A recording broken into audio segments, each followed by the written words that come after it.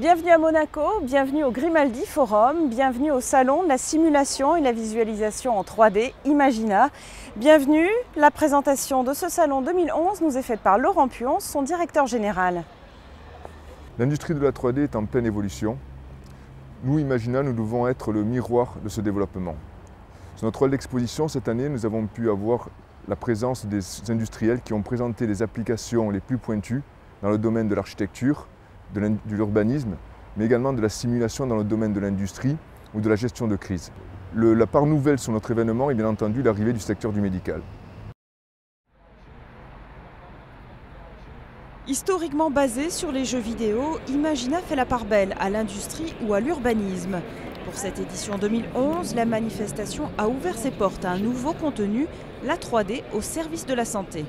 Well, you know, I think that it is a growing field, and the applications for these technologies, but especially 3D technology, I think has made significant progress in the medical field.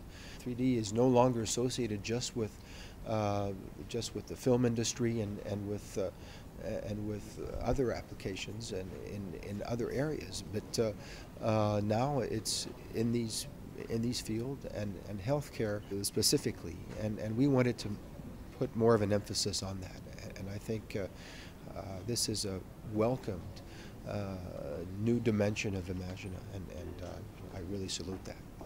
Simulation d'une opération de chirurgie esthétique, échographie ou modélisation du corps, l'utilisation de la 3D ne cesse de progresser, notamment grâce aux processeurs de haute performance. Le graphisme s'affine aussi. Vous avez sur un examen des 1000 façons de voir la personne. Voilà, on peut ensuite tourner effectivement dans tous les sens, on peut se rapprocher de certaines parties du corps.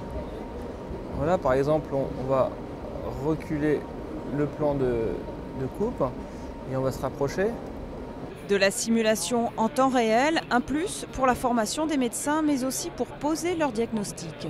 Il y a aussi donc les docteurs qui, au lieu d'avoir des CD-ROM ou avoir des fichiers de radio, peuvent placer ces examens sur ces serveurs de calcul et instantanément visualiser en 3D les examens, les montrer à leurs patients ou les montrer à leurs correspondants pour pouvoir dialoguer entre médecins. Donc c'est aussi un outil de diagnostic, un outil de communication et un outil aussi marketing si on veut présenter des produits différents. Grâce à la 3D, la communication avec le patient est facilitée, le traitement plus ciblé. Aujourd'hui, échographie et IRM peuvent être superposées. Toutes les technologies se mélangent pour toujours plus de preuves en images. Ça évolue tellement vite qu'on sent qu'il faudrait pas que la médecine se base simplement sur une image, mais se base sur des preuves. Et donc il faut que les études cliniques suivent. Et donc il faut que les financements suivent, il faut que les études en amont soient bien construites. Et donc c'est un partenariat important entre les industriels et donc les scientifiques de l'informatique et les médecins pour arriver à un partenariat productif. On ne peut plus aujourd'hui faire cavalier seul en médecine. On est obligé d'avoir recours à la technologie, à une technologie qu'on ne maîtrise pas, qui évolue plus vite que nous. Et on est obligé de dialoguer avec des scientifiques de l'informatique qui doivent eux-mêmes s'adapter, qui sont aussi des débutants de la médecine quelque part. Et donc ces deux mondes doivent s'accorder pour faire des choses productives. J'utilise un simulateur de conduite développé par notre société Optis qui permet de tester les nouveaux produits de l'automobile. L'interaction lumière-matière ou l'impact des feux sur la conduite, autant d'éléments plus facilement pris en compte dans la conception d'un produit par l'utilisation de la 3D. L'industriel limite énormément le nombre de prototypes qu'il va pouvoir faire de son feu ou de son produit, quel qu'il soit. On va pouvoir, grâce au prototypage numérique, tester rapidement plusieurs produits et en trouver le meilleur. Dorénavant, un constructeur développe un nouveau modèle en 2 ans. Il lui en fallait le double sans ces technologies. Au-delà des produits, les industriels favorisent aussi les solutions 3D en interne. Leurs apports sont alors multiples. Comme par exemple ici, former son personnel, des techniciens directement sur une plateforme pétrolière sans avoir à l'envoyer à 15 000 km où financièrement déjà ça coûte beaucoup d'argent à l'entreprise. Puis derrière permettre on va dire une expérience plus complète, plus immersive et surtout très variée, puisque une fois que ce modèle il est créé, une fois que la plateforme elle est réalisée, on peut créer une multitude en fait, d'expériences 3D, de formations, d'entraînement pour les différents corps de métier qui vont participer à la vie de la plateforme pétrolière. En 10 ans, l'ensemble des industriels est passé de la 2D à la 3D. La modélisation est acquise, ils veulent maintenant optimiser leur flux. Ce qui va importer également nos clients, c'est de se dire, notre usine qui va produire, qui va fabriquer ce genre d'éléments, comment on va pouvoir optimiser le flux dans la production. Donc ils sont amenés aujourd'hui à modéliser complètement leur usine et de se dire, comment je peux vraiment optimiser mes flux. Donc là, on est en train d'apporter des solutions qui existaient déjà depuis longtemps, mais qui étaient plus dédiées à des domaines aéronautiques, automobiles, grands donneurs d'ordre, où là aujourd'hui c'est en train de se démocratiser, où une PME, PMI, un industriel de 50 personnes est en train de se dire comment je peux optimiser mon flux de production en interne chez moi. Pour ces PME, le coût d'une licence est tombé à environ 7 000 €. Certes, un investissement, mais au bénéfice inchiffrable.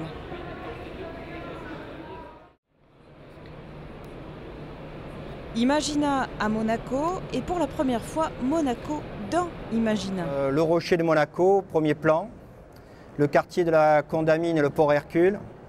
Plus de 2 km² où relief exceptionnel et ouvrages complexes sont un défi pour cette immersion. Nous avons travaillé à partir des plans topographiques de la Principauté, qui sont des plans existants, qui ont une bonne densité. Nous avons environ 800 points connus en 3 dimensions à l'hectare.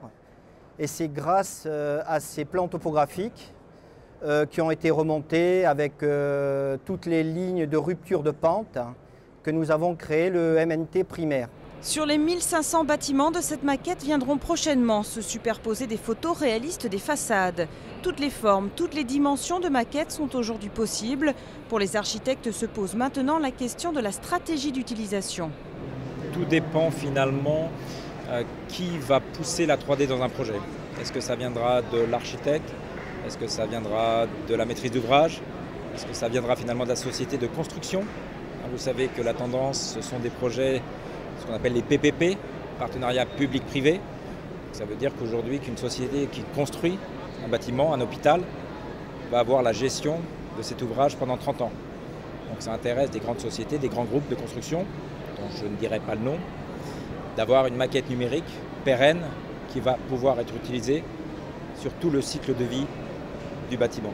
Les architectes ont été parmi les premiers à se précipiter sur ces techniques. Si elles ont permis le développement d'une gamme d'idées et une rapidité de création, elles ont aussi banalisé et uniformisé les projets. Et si on peut sortir de l'imitation posée par l'ordinateur, parce qu'un logiciel veut qu'on travaille de certaines façons, ça nous permet de travailler alors d'être plus créatif parce qu'on trouve des idées qui n'étaient pas, comme je dis, prévues peut-être. Paradoxe de l'époque, certains concours d'architectes sont remportés grâce à des projets contre-pied. Autre paradoxe, le retour de la maquette dite morte. Maintenant, la maquette virtuelle, on cherche des outils, des imprimantes pour sortir une maquette réelle à partir d'une maquette virtuelle. Je trouve ça très très réjouissant. Ça veut dire que les gens ont besoin de toucher, ça veut dire que les gens ont besoin de voir, quel que soit l'outil pour arriver à ce résultat. Reste un engagement intellectuel particulier quant à l'utilisation de ces technologies. L'architecte est un créateur dont on veut de plus en plus s'approprier le projet et non simplement le découvrir. Dans un projet de construction ou d'aménagement, tous les intervenants doivent avoir les mêmes références et le même vocabulaire. Réalité virtuelle et maquettes numériques le permettent, elles poussent aussi à une meilleure prise en compte des aspects du développement durable. Et un bâtiment aujourd'hui, bien évidemment, doit s'inscrire dans son environnement, qui est principalement un environnement urbain. Et pour qu'il soit effectivement développement durable, qu'il réponde à tous ces enjeux environnementaux, il faut qu'il s'articule bien avec la ville. Et ça passe par l'étude des phénomènes environnementaux, l'acoustique urbaine, la pollution atmosphérique, mais aussi la qualité de l'éclairage nocturne sont des dimensions qui peuvent être étudiées à l'aide de la maquette numérique du bâtiment étendu au quartier, voire étendu à la ville. Élus et ingénieurs reconnaissent l'importance stratégique de la modélisation de villes ou territoires en 3D. Les zones recréées sont de plus en plus vastes et précises. C'est le cas par exemple ici de la Suisse, un pays virtuel destiné à l'entraînement en hélicoptère. Aujourd'hui, il y a beaucoup d'initiatives et il y a beaucoup on va dire, de petites entreprises qui travaillent sur la modélisation des villes pour des besoins de promotion pour des besoins urbanistes. La modélisation à grande échelle se fait plutôt pour l'entraînement et pour des raisons de défense ou de sécurité, qui sont quand même les activités de Thales. Historiquement, le secteur de la défense a poussé ces technologies. Aujourd'hui, c'est l'inverse. Mais pour tous, un point commun, des données enrichies en informations. Donc, tout ce qui va être tramway va par exemple être représenté en noir. Les liaisons de bus, tout ce qui est vélo et piéton va être affiché en rouge. Et voilà, on peut superposer ces couches et on peut avoir un détail des informations, typiquement sur des bâtiments qui vont être qualifiés. Voilà, quelle est la surface du bâtiment, quelle est la fonction du bâtiment. Et voilà, tout type d'informations, et c'est modifiable, on peut réintégrer des projets. C'est vraiment une plateforme qui est vivante et voilà, qui demande qu'à évoluer derrière et à être mise à jour.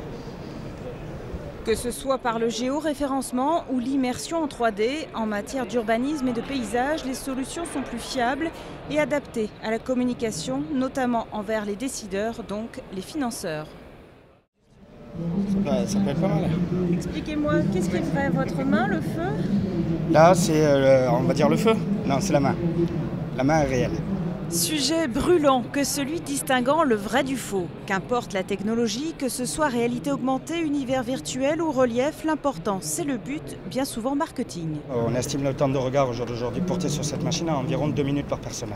Donc ce qu'aucun moyen au jour d'aujourd'hui de support de communication traditionnel apporte, cette machine-là au jour d'aujourd'hui donne de nouveau ce bonus et une valeur ajoutée automatiquement à ceux qui s'y trouvent à l'intérieur.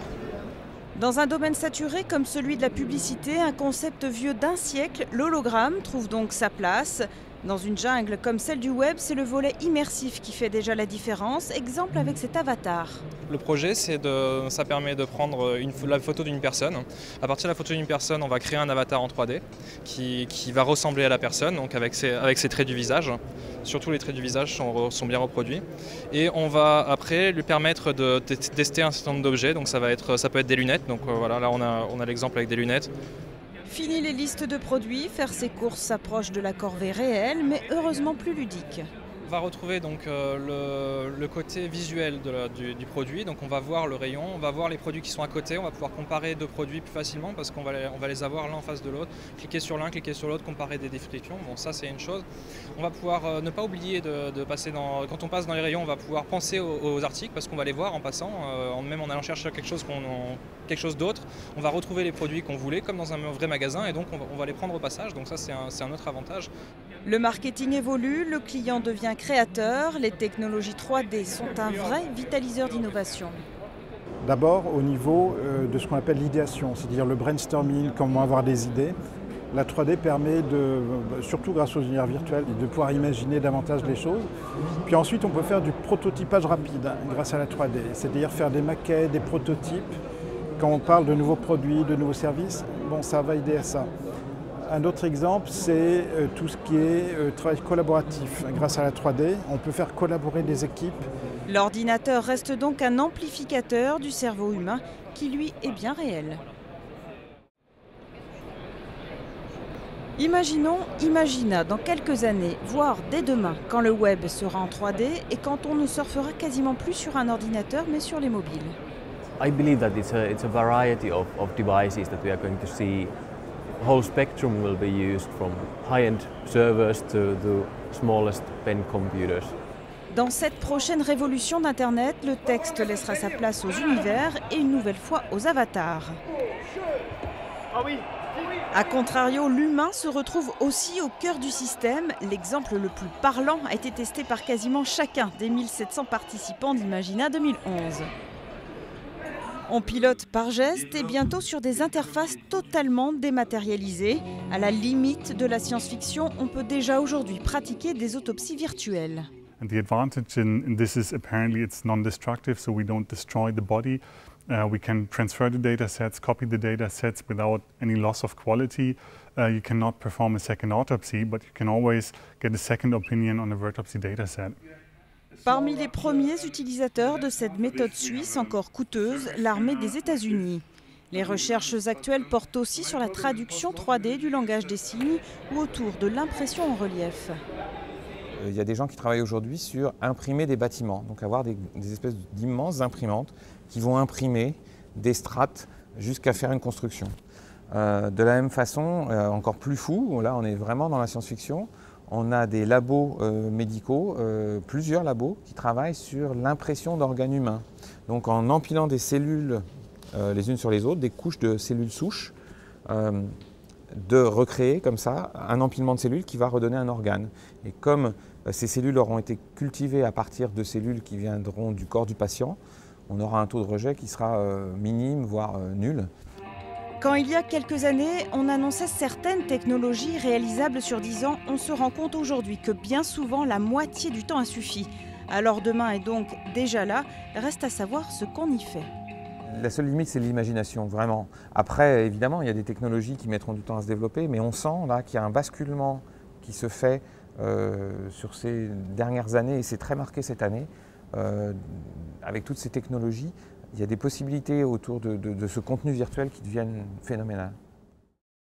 The internationalization of Imagina is something that we are very proud of, because it's something we're working hard, and it's very important for Imagina as an event to become much more on the map of 3D, the more countries that attend. And we've had many new companies from countries such as Finland, Germany, and notably the US, Asia, who attend the event.